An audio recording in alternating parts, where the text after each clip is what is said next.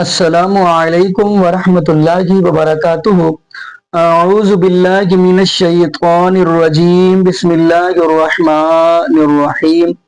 قل ارأیتم ان جعل اللہ علیکم اللیل سرمدا الی یوم القیامۃ من الہ غیر اللہ۔ جی ناظرین، آج ہم جس حوالہ سے گفتگو کرنے جا رہے ہیں، میں لمبی چوڑی گفتگو تو نہیں کروں گا، لیکن چند جملے آپ کو سمجھاتا ہوں۔ جیسا کہ آپ کو پتہ ہے، ہمارے معاشرے کے اندر ایسے لوگ بھی پائے جاتے ہیں جنہوں نے عوام الناس کو ہمیشہ سٹوریاں، قصے، کہانیاں اپنے بزرگوں کے سنائی ہیں کہ ہمارے بزرگ اٹھتے بھی ہیں، ہمارے بزرگ جو ہے نا وہ اپنے مریض کی قبر میں بھی چلے جاتے ہیں، ہمارے بزرگ جو ہیں فرشتوں کے ساتھ لڑ بھی پڑتے ہیں، استغفر اللہ، معاذ اللہ، اللہ معاف فرما دے۔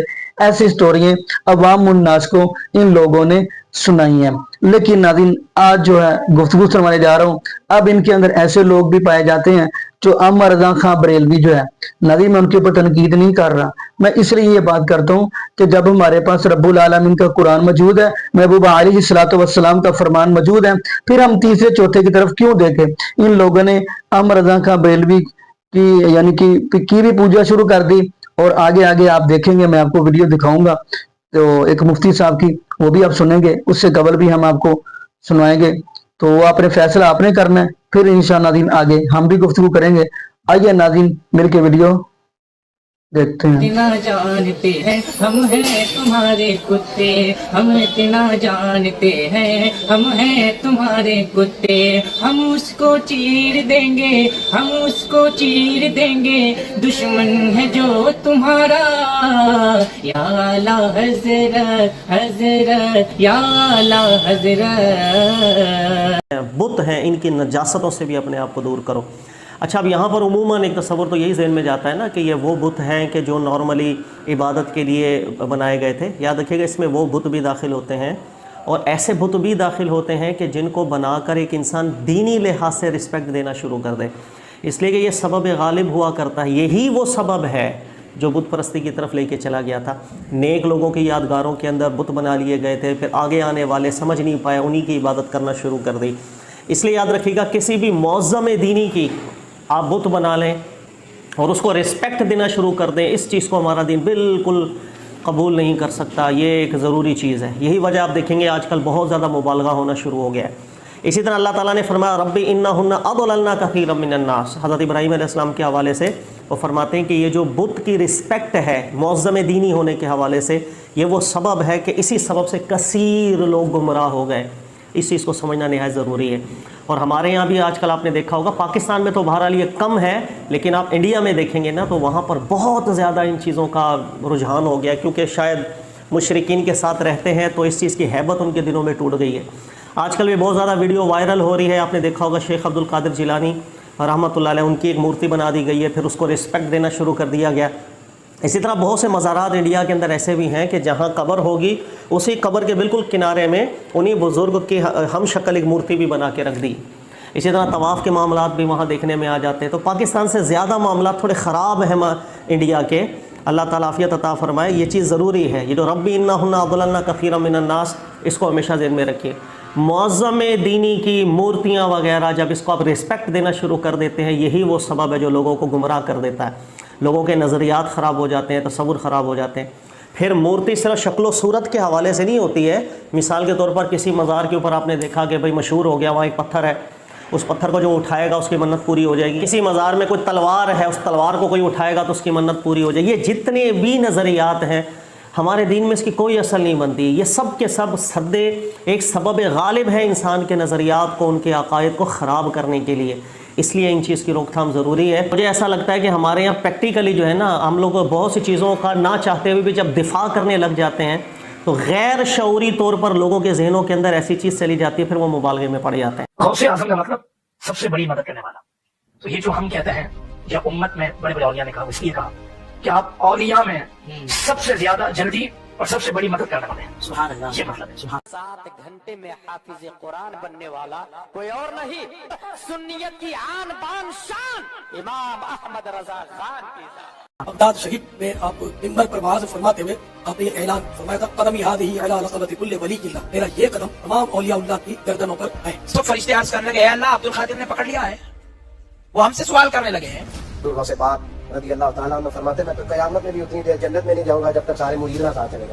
یہ جو بک بک کرتے ہیں نا اعلی حضرت کے خلاف، وہابی بھی جب فتویٰ دیتے ہیں نا تو فتاوی رضویہ پڑھ کے فتویٰ دیا کرتے ہیں. ان کے باپوں نے ایسی کتاب نہ لکھی جو دنیا کی ضرورتیں پوری ہو جاتی. اگر دنیا کی ضرورتیں پوری ہوتی ہیں نا تو آج بھی خدا کا شکر ہے امام احمد رضا کی چوکھٹ سے پوری ہوا کرتی. تو روغنی روٹیاں اور دودھ کا پیالہ لے کر آئے اور مجھے کہا کہ کھاؤ. تو غوث پاک فرماتے ہیں میں نے کہہ دیا میں نے اللہ کے لیے کھانا پینا چھوڑ دیا ہے. تو خضر علیہ السلام نے کہا مجھے اللہ ہی نے بھیجا ہے، اللہ ہی نے بھیجا ہے. تو غوث پاک نے فرمایا اگر آپ نے بھیجا تو وہ کہے گا تو کھاؤں گا. غیب سے آواز آتی تھی اے عبد القادر تجھے میرے حق کی قسم کھا، تجھے میرے حق کی قسم. مغرب کی نماز کا وقت ہوا، 2 منٹ کے لیے ٹرین رکتی تھی، اور ہند میں میرا بھی جانا ہوا ہے، وہاں بالکل ٹرین جو ہے نا وہ بالکل ٹائم ٹیبل کے مطابق ہی چلتی ہے. 2 منٹ ہے تو 2 منٹ ہی رکے گی. تو ساتھیوں نے کہا کہ حضور اس وقت میں نماز کیسے ادا ہوگی؟ اعلیٰ حضرت امام اہل سنت نیچے تشریف لائے، آپ نے اذان کہی، اقامت ہوئی اور جماعت کھڑی ہو گئی. 2 منٹ ہے یہ. اب جماعت جیسے کھڑی ہوئی تو سگنل دے دیا گیا، ٹی ٹی نے جھنڈی بھی ہلا دی. اب ٹرین چلنے کا نام نہ لے، انجن اسٹارٹ کر کے ڈرائیور آگے بڑھا، ٹرین ہلے ہی نہ. سارے لوگ جمع ہو گئے، ٹیکنیکل اسٹاف آ گیا کہ معاملہ کیا ہے. تو ادھر بریلی کا تاجدار اپنے رفقا کے ساتھ پلیٹ فارم پر بالکل اطمینان سکون کے ساتھ با جماعت نماز پڑھ رہے تھے. تو ان جو ٹرین کے افسران تھے انہوں نے کہا وہ دیکھو مسلمانوں کا درویش جو ہے نا وہ نماز پڑھ رہا ہے، ہو سکتا ہے اس کی وجہ سے ٹرین نہ چل رہی ہو. اس نے جب اللہ غوث پاک سے باتیں کرتا ہے وہ یا عبد القادر کہہ کے نہیں باتیں کرتا بلکہ یا غوث اعظم کہہ کے باتیں کرتا ہے. جسے خدا بھی غوث اعظم کہے وہ میرے مرشد شیخ عبد القادر جیلانی کی ساری خدا دی خدائی عبد القادر کے سامنے ایسے ہے جیسے ہتھیلی پر رائی کا دانا رکھا ہوا ہے. اعلیٰ حضرت بھی کشتی میں، ماں بھی کشتی میں، سمندر میں پہنچ گئی کشتی جہاز، طوفان میں پھنس گیا. ملا بتیری کوشش کر رہا نہیں نکل رہا، پریشان ہو گیا. اب چلانے والا جو ملا ہوتا اس نے کہا او لوگو آپ کی جانیں آپ کے حوالے. اعلیٰ حضرت کہنے لگے نہیں ماں یہ جہاز نہیں ڈوبے گا، یہ کشتی نہیں ڈوبے گی. کہا بیٹا سنو اعلان سنو کیا ہو. خود غوث پاک نے فرمایا زمین کا بیلنس قائم ہے عبد القادر کی وجہ سے. زمین میں یہ جانوروں کے تھنوں میں جو دودھ ہوتے ہیں یہ عبد القادر کی وجہ سے. فرمایا غوث اعظم زمین پر جو بچے شفا پاتے ہیں یہ عبد القادر کی وجہ سے. فرماتے غوث پاک بتا دو دنیا والوں سے جس کو خدا کہیں یاد نہ آئے عبد القادر کے جلسے میں آ جائے. فرماتے غوث پاک جس نے نہ دیکھا مدینے والے کو عبد القادر کو دیکھ لے. فرماتے حضور غوث اعظم سرکار جس کو تمنا ہو کعبہ دیکھنے کی عبد القادر کا روضہ دیکھ لے، دربار دیکھ لے. غوث پاک کا حال یہ تھا کہ غوث پاک کا نام کوئی بے وضو لیتا تھا تو وہ مر جاتا تھا. غوث وہ ولی ہے کعبہ جس کے گھر کا طواف کرنے آتا ہے. مصیبت ٹال دینا کام کس کا غوث. بلکہ امام اہل سنت اعلیٰ حضرت نے تو الملفوظ میں یہاں تک بیان فرمایا کہ مومن تو مومن ہے، غریب نواز کی چوکھٹ پر تو کافروں کی بھی جھولی بھری جاتی ہے. میرے پیو دا نام احمد رضائی. ولی جب تک زندہ رہتا ہے وہ تب بھی مدد کرتا ہے، دنیا میں رہ کے وہ مدد تھوڑی کرتا ہے، قبر میں جا کے زیادہ کرتا ہے. وہ لعنت ہے ایسی تہاڈی پڑھائی ہوتے جس نے تانوں اے پڑھایا ہے کہ جدوں ہماری لاج کس کے ہاتھ ہے. بلکہ امام اہل سنت اعلیٰ حضرت نے تو الملفوظ میں یہاں تک بیان فرمایا کہ مومن تو مومن ہے، غریب نواز کی چوکھٹ پر تو کافروں کی بھی جھولی بھری جاتی ہے. اتنا جانتے ہیں ہم ہیں تمہارے کتے، ہم اتنا جانتے ہیں ہم ہیں تمہارے کتے. ہم اس کو چیر دیں گے، ہم اس کو چیر دیں گے، دشمن ہے جو تمہارا. یا اعلیٰ حضرت حضرت یا. جی ناظرین آپ نے یہ ویڈیو ملاحظہ فرمائی. تو ناظرین یہاں پہ میں چند آیتیں قرآن پاک کی آپ کو سنا دیتا ہوں. سورۃ الفاتر ہے.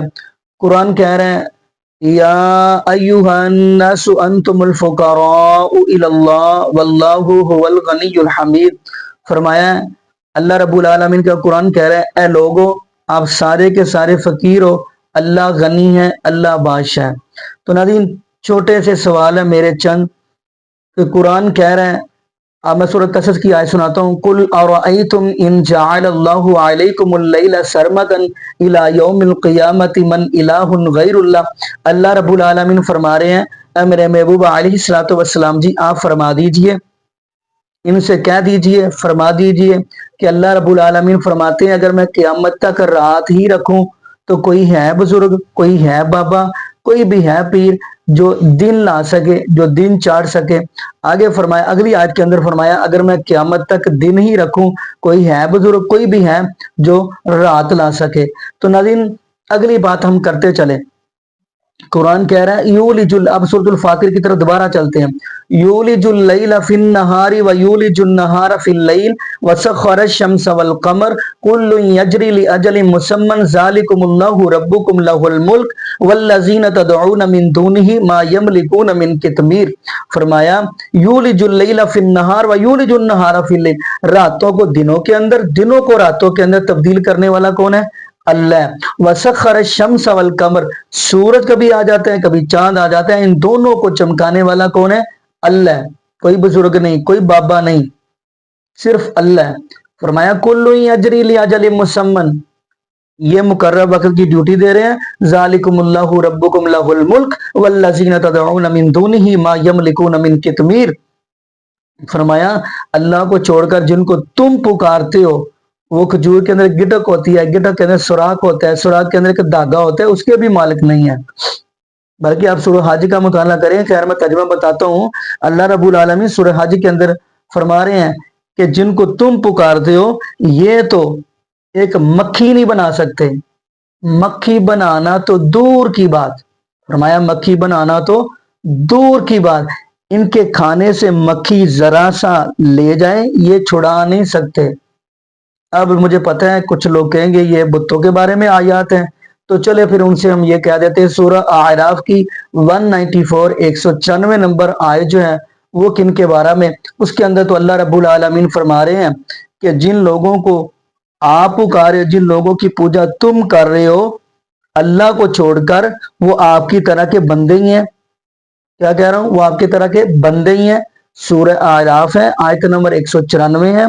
तर्जुमे के साथ पढ़ें। जो मौलवी आपको कहता है कि तर्जुमे के साथ नहीं पढ़ना, वो इसलिए कहता है कि कहीं उसका टुकर पानी बंद ना हो जाए, इसलिए आपने पढ़ना है, तर्जुमे के साथ कुरान पढ़ना है। बाकी यहाँ पे नाज़रीन लंबी चौड़ी गुफ्तगू करने की बजाय मैं आपको यही दुआ करता हूँ आपके लिए कि अल्लाह पाक हमें नबी पाक सल्लल्लाहु अलैहि वसल्लम की शरीयत के मुताबिक जिंदगी गुजारने की सीख दे, और अल्लाह पाक हमें 5 वक्त का पक्का सच्चा नमाजी बनाए, और जितने भी बे औलाद जोड़े हैं अल्लाह पाक सबको नेक नूरीना सेहत तंदुरुस्ती वाली, ईमान वाली, लंबी जिंदगी वाली औलाद अता फरमा दे। जज़ाकुमुल्लाहु खैरा, अहसन जज़ा। अस्सलामु अलैकुम व रहमतुल्लाहि व बरकातुहू।